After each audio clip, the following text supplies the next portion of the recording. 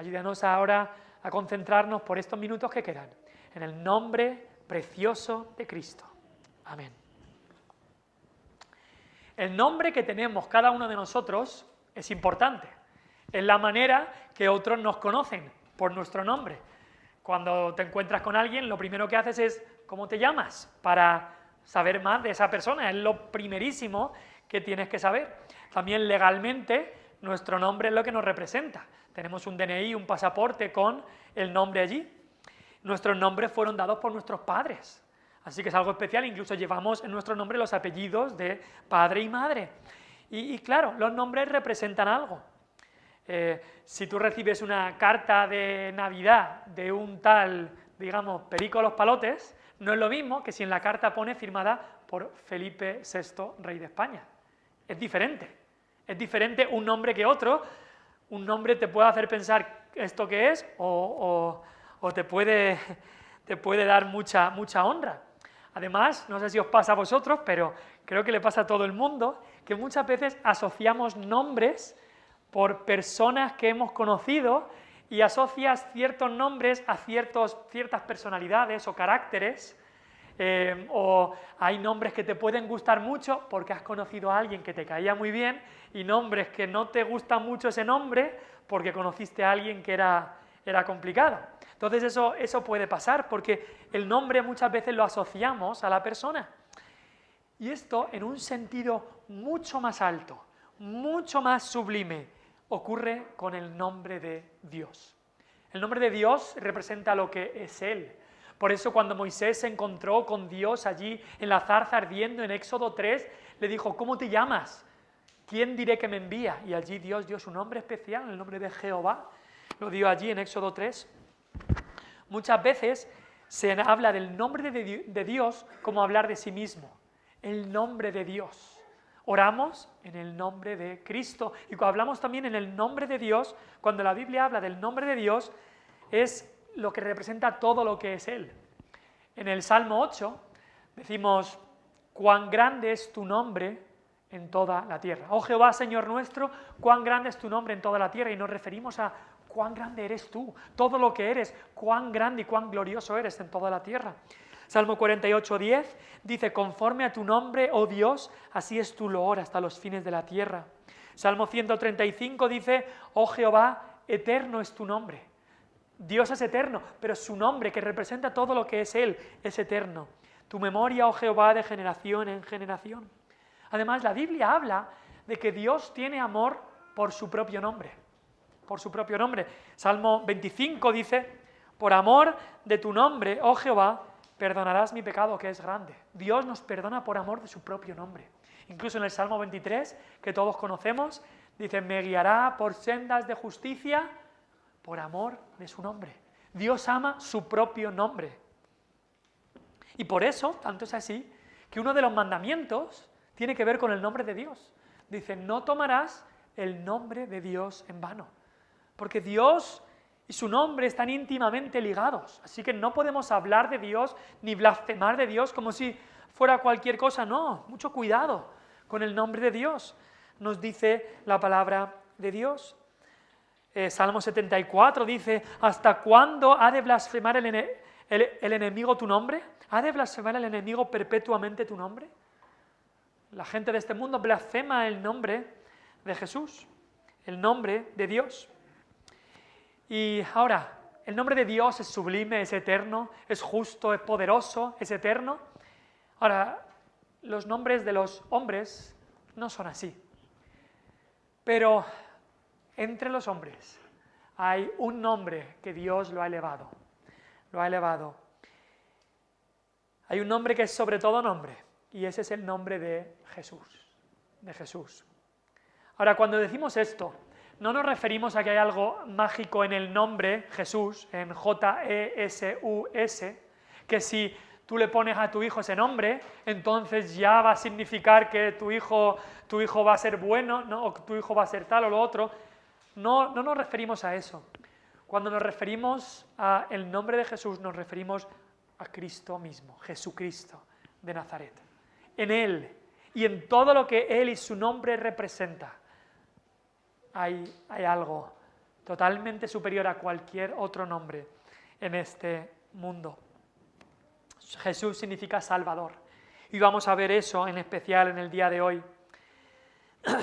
En el pasaje que hemos estado estudiando, capítulo 3, Pedro y Juan suben al templo, se encuentran con el cojo es sanado, y entonces el cojo los coge a Pedro y Juan, los lleva allí al templo y comienza a venir gente al templo, y Pedro predica este sermón en el pórtico de Salomón, allí en el templo, y Pedro les dice: Dios ha glorificado a su Hijo Jesús, que estuvimos viendo la semana pasada. El cojo había creído en el nombre de Jesús, porque Pedro había dicho: en el nombre de Jesucristo de Nazaret, levántate y anda, en ese nombre.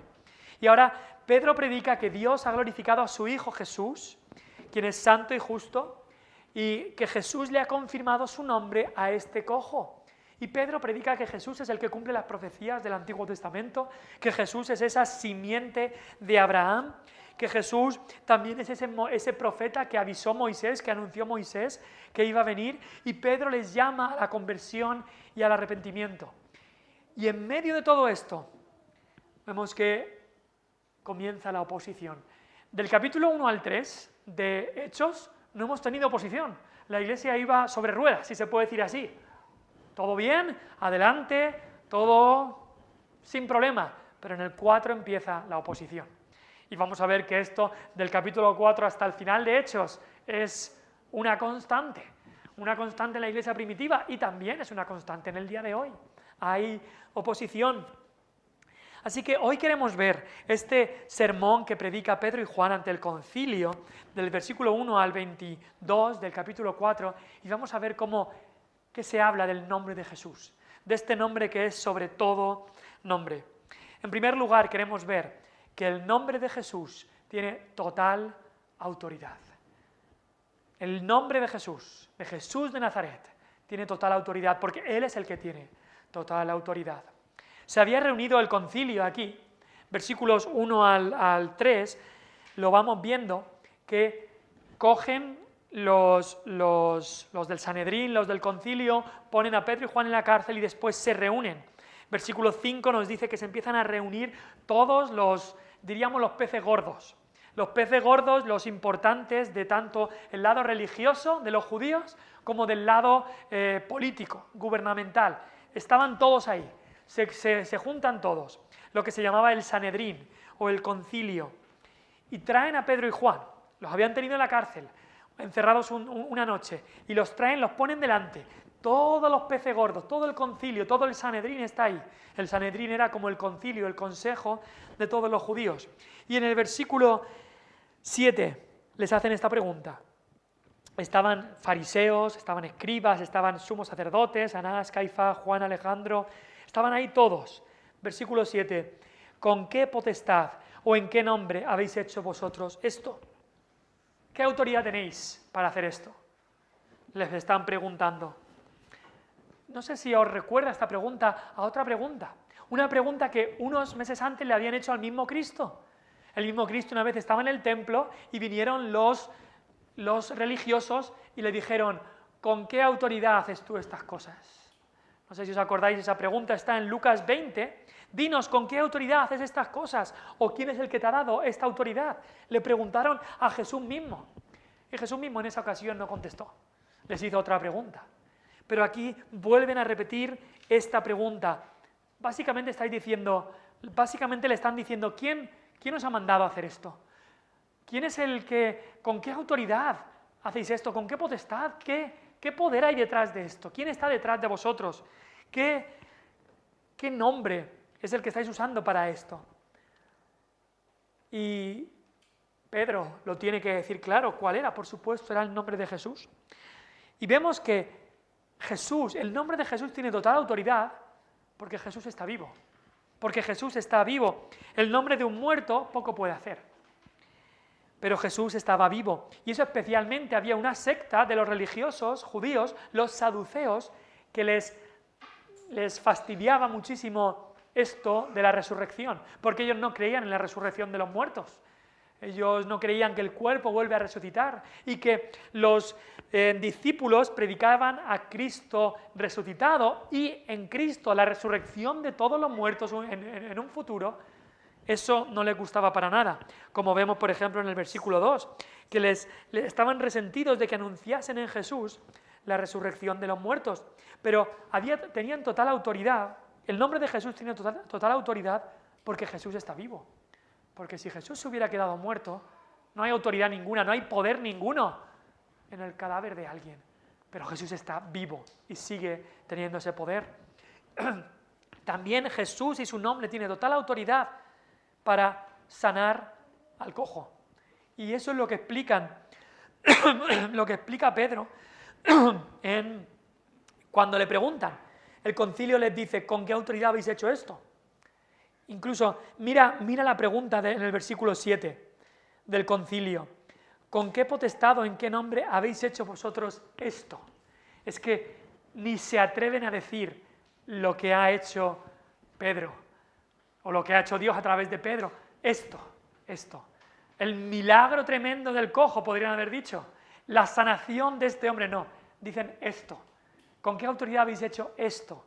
Como intentando esconder, que no se entere mucha gente de lo que ha pasado. Y Pedro responde con algo de sorpresa, pero también de ironía. En el versículo 9 dice, bueno, después de decirle gobernadores del pueblo y ancianos de Israel, les dice, versículo 9, puesto que hoy se nos interroga acerca del beneficio hecho a un hombre enfermo, de qué manera éste haya sido sanado. Les está diciendo, ¿os estáis dando cuenta? ¿Nos estáis interrogando? ¿Nos habéis encerrado por sanar a un cojo? ¿Hola? ¿Qué mal hay en haber sanado a un cojo? ¿Nos estáis interrogando por haber hecho algo de bien? ¿Por haber ayudado a un hombre? ¿Por haber sanado a un cojo que estaba cojo de nacimiento?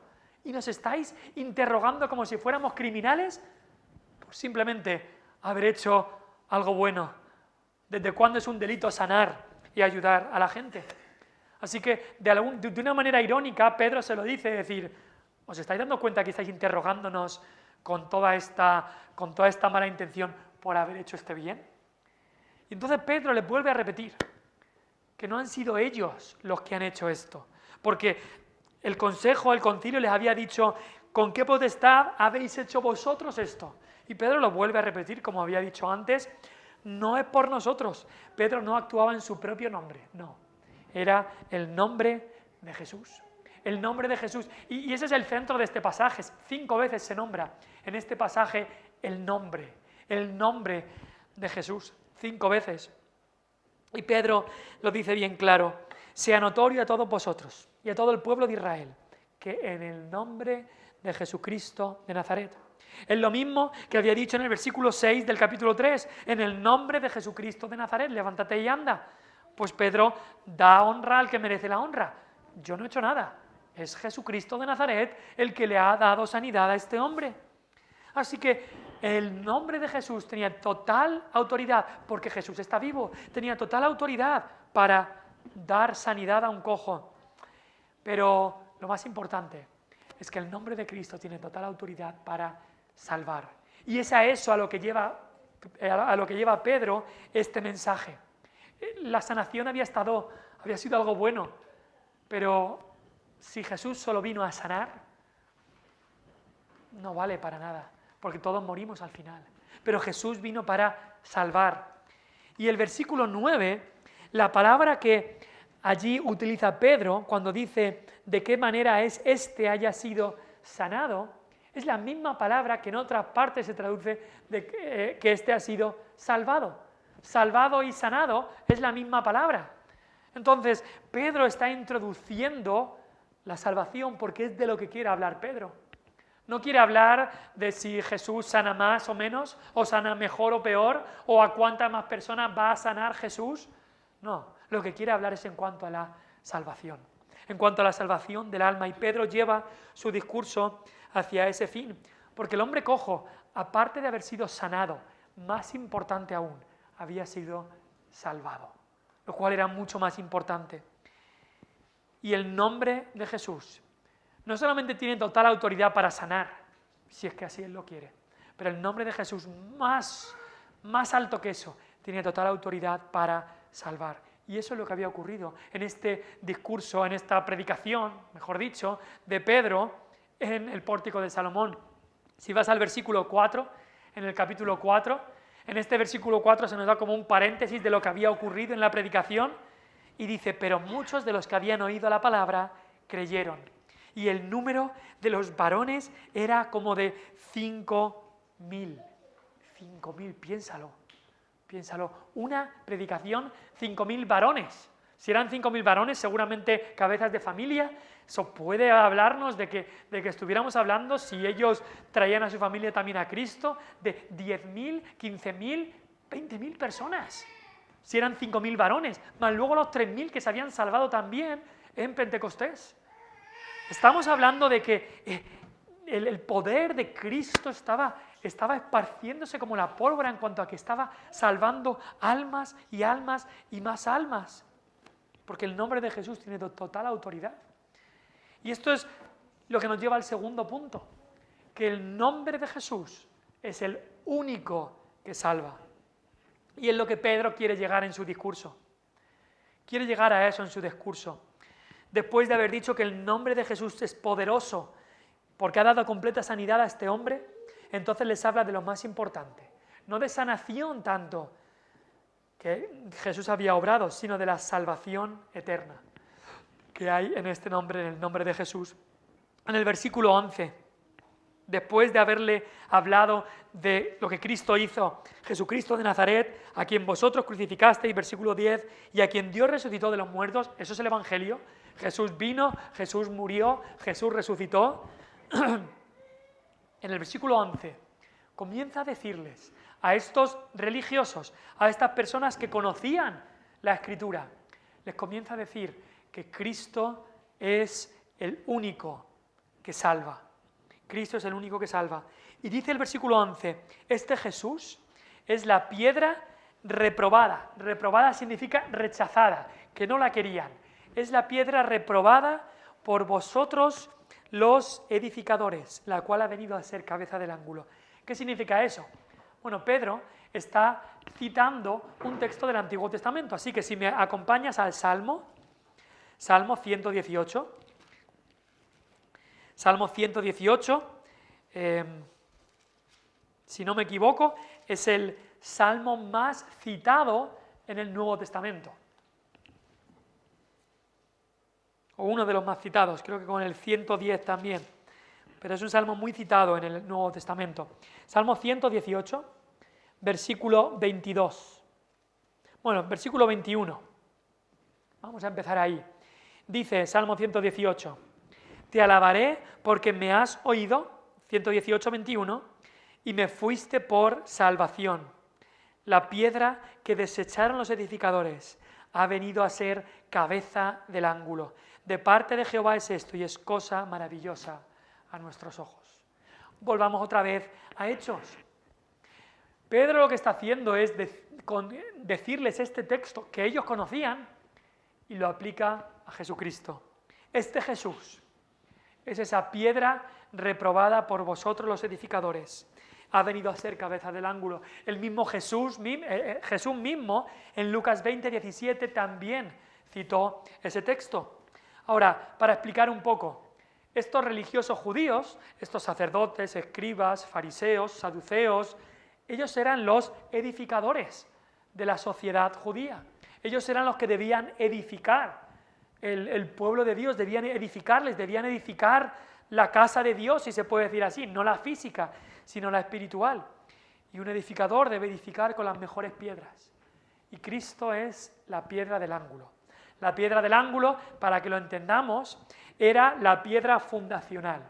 Cuando iban a edificar un gran edificio, como el templo, incluso el templo de Herodes, que edificó Herodes unos años antes, ponían una piedra grandísima, a veces de 10 metros por 3 metros, piedras enormes que encontraban, se llamaba la piedra del ángulo. Estaba justo en el ángulo, que hacía 90 grados, tenían que encontrar una piedra para que tuviera eso, y también una piedra muy resistente. Y es la piedra que ponían en el fundamento para que todo se apoyara en esa piedra y también para que todo siguiera las líneas de esa piedra. Así que les dice, Jesús es esa piedra del ángulo. Y vosotros, como edificadores, ¿qué habéis hecho? Tirarla fuera. ¿No la queremos? Eso habían hecho. Cristo es la principal piedra del ángulo. Lo que están diciendo es que todo lo que se pueda edificar sin Cristo se cae, se cae. Una vida de supuestas buenas obras no vale para nada sin Cristo. Sin Cristo la religión humana es completamente vacía y equivocada, porque Él es la piedra del ángulo. Tu salvación depende completamente de Cristo. Él sostiene tu salvación. 1 Corintios 3:11 dice, porque nadie puede poner otro fundamento que el que está puesto, el cual es Jesucristo. Él es el fundamento. Como en una casa, cuando se hace un edificio, tiene que tener fundamento, tiene que tener cimiento. Jesucristo es el fundamento. Y no solo eso, es que es en quien está apoyada nuestra salvación, pero también Él es el que marca la línea. Igual que esa piedra del ángulo se ponía en el ángulo, marcaba la línea del edificio, igual Cristo es el que marca el camino. Él es el camino, Él es nuestro ejemplo, tenemos que seguir en sus pasos. Él es el que lo marca. Y el nombre de Jesús es el único que salva, porque Él es esa piedra perfecta del ángulo. Pero luego vamos al versículo 12. Y Pedro, como el clima de su sermón, dice estas palabras tan poderosas, dice versículo 12, y en ningún otro hay salvación, en nadie más, porque no hay otro nombre bajo el cielo, en ningún sitio, dado a los hombres en quien podamos ser salvos. Y así concluye este extracto de este sermón de Pedro que tenemos aquí delante del concilio. Lo que le está diciendo es solo Cristo salva. Hay un nombre entre los hombres, hay uno solo, hay una sola persona que salva, y ese es Jesucristo de Nazaret. Solo en su nombre hay salvación, en ningún otro. Y dice, dado a los hombres, porque Cristo fue dado a los hombres de parte de Dios. Dios dio a su único Hijo. De tal manera amó Dios al mundo que dio. Ha sido dado a los hombres y es el único nombre en el que hay salvación. Eso lo tenemos que tener claro. Cuando viene gente y nos dice, bueno, no seas tan intolerante. Puede ser que en otra religión haya también salvación. ¿No hay salvación también en Mahoma y en Buda? Cada uno pues tiene su religión, cada uno tiene su salvador. La Biblia nos dice, ni en ningún otro hay salvación. Ni en Mahoma, ni en Buda, ni en nadie más. Ni en la Virgen María, ni en los santos, ni en nadie más, ni en ti mismo. Solamente en Cristo, solamente en Él. La salvación se encuentra en Él. No hay otro nombre dado a los hombres, solamente en Cristo, solamente en Él. Así que Él es el único que puede salvar. Ahora, hablando de esto, este versículo nos muestra que Jesús es Dios, que Jesús es Jehová. Porque si vas conmigo, no tienes que buscarlo, pero si buscas, si fueras a Isaías 43:11, Dios dice, yo Jehová, y fuera de mí no hay quien salve. Compara ese versículo en el Antiguo Testamento, Dios diciendo, yo Jehová, y fuera de mí no hay quien salve. Compara ese versículo con este versículo que dice, en ningún otro, sino solo en Jesucristo hay salvación. Entonces, Jesucristo tiene que ser Jehová. Porque Jehová ha dicho, fuera de mí no hay quien salve. Y aquí se dice, Jesucristo es el único nombre en el que podemos ser salvos. Así que Jesús es Dios. Jesús es la segunda persona de la Trinidad. Dios el Hijo.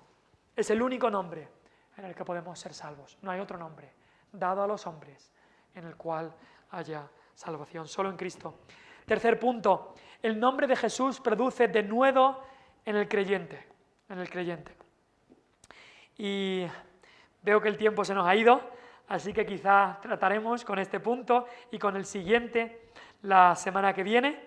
La palabra denuedo, iremos viendo lo que significa, pero significa valor, significa energía, decisión con la que se ejecuta una acción.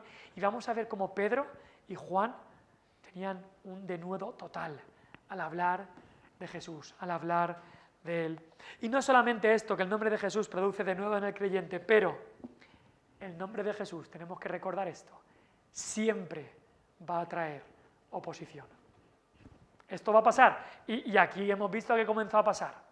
Entonces, para hacer un resumen, este nombre de Jesús, que tiene total autoridad, este nombre de Jesús, que es el único que salva, y veremos también que este nombre de Jesús produce en el verdadero creyente un denuedo para hablar la palabra, y también este nombre de Jesús traerá oposición. Ahora hemos empezado hablando de a veces algunos nombres que nos traen recuerdos de una cosa, de la otra, los nombres de personas. Te pregunto, ¿qué piensas sobre el nombre de Jesús? ¿Qué te evoca en el corazón el nombre de Jesús? Puedes decir con la canción que hemos cantado, Jesús, Jesús, Jesús, es el nombre que mi corazón ama, que mi corazón ama. Cuando escuchas de Jesús, se te derrite el corazón. Así debería ser. Si de verdad estás en Cristo, si de verdad eres salvo, ese nombre es un nombre precioso. Es sobre todo nombre, el nombre de Jesús. Es un nombre que mi corazón ama. Él es el que es todopoderoso. El único nombre todopoderoso, el nombre que tiene toda autoridad es el nombre de Jesús. Y el único el único nombre en el que hay salvación es el nombre de Jesús. Por eso le debemos amar. Y luego dice la canción, como hemos visto y como veremos la semana que viene, es el nombre que mi lengua proclama. Si es el nombre que tu corazón ama, debe ser también el nombre que tu lengua proclama. Porque de lo que habla de la abundancia del corazón, habla la boca. Así que estaremos viendo más de eso la semana que viene. Vamos al Señor en oración. Padre Celestial, gracias te damos por el precioso, sublime, inigualable, poderoso y salvador nombre de Jesús. Señor, ¿qué nombre es el nombre de nuestro Señor Jesucristo? Jesús, que significa Salvador, Cristo, que significa ungido, Mesías. Gracias, Padre, por este nombre precioso. Es el nombre en el cual estamos salvados, en el cual estamos edificados, en el cual estamos plantados, porque no hay otro fundamento que Cristo Jesús. Y no hay otro nombre dado a los hombres en quien podamos ser salvos. Gracias, Padre, por Jesús. Gracias, Padre, por este nombre que está por encima de todo otro nombre. Señor, ayúdanos a amar este nombre, a estudiar, a entregarnos, a conocer más a nuestro Señor y Salvador Jesucristo. Oh Padre, que nos reconozcan que han estado con Jesús, como reconocieron a los primeros apóstoles. Se les reconocía, era fácil darse cuenta, se les veía a la distancia que habían estado con Jesús. Que ocurra lo mismo con nosotros, Padre. Sabemos también que este nombre trae oposición. Y Señor, ayúdanos a enfrentar esta oposición con toda la confianza y valentía de haber sido mandado en el nombre de Jesús. No actuamos en nuestro propio nombre. Si se ríen de nosotros, no se ríen de nosotros, se ríen de ti. Si nos rechazan a nosotros, no nos rechazan